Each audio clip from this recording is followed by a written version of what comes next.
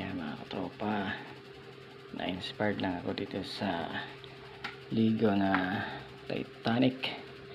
So ginawa namin to kanina siguro mga alas 5 or alas 6.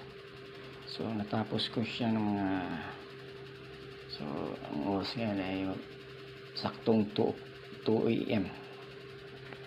Ayan, Titanic Lego. Ayan siya.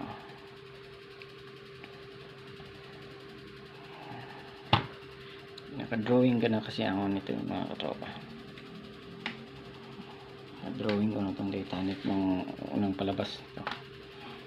Ito ngayon naregaluhan si King ng Lego. Sabi ko ako ang gagawa. Ayan,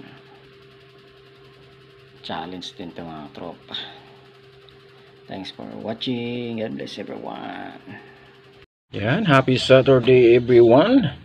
So ito mga katropa, meron akong ipiplex na aking na assembled na Lego ng barko ng Titanic. Ayan, kaya na-inspired akong gawin ito regalo to kay King. Tapos nakita ko Titanic, so sabi ko ako na mag-assembled. Ayan oh. So ngayon nilagay ko rito sa tubigan, di ba? Sa mga nakaka-relate nito, the movie na Titanic, ayan, ganito po yung sistema na pinagbidahan nila ni Leonardo DiCaprio, si Jack at si Kate Winslet na si Rose. Ayan po. So yan, nangyari ito nung April 15, 1912. So ito, nakapag-drawing na rin ako nito. Malaki yung na-drawing ko nito, kaya na-inspired kong i-assemble. Ngayon, nilubog ko dito sa tubig kasi ito yung sistema nung pagka lubog nung bumangga. So yan oh, ito yung iceberg oh.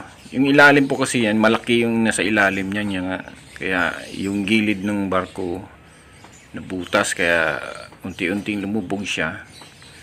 Ayan.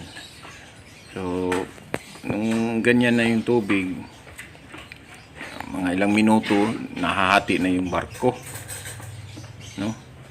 So sa mga hindi pa nakapanood, yan, panoorin niyo, magandang movie yan. Ayan oh, ganyan yung pagkalubog oh. Sobrang ganda. Ilang beses kong pinaulit-ulit pinanood tong the movie na to. Thanks for watching. God bless.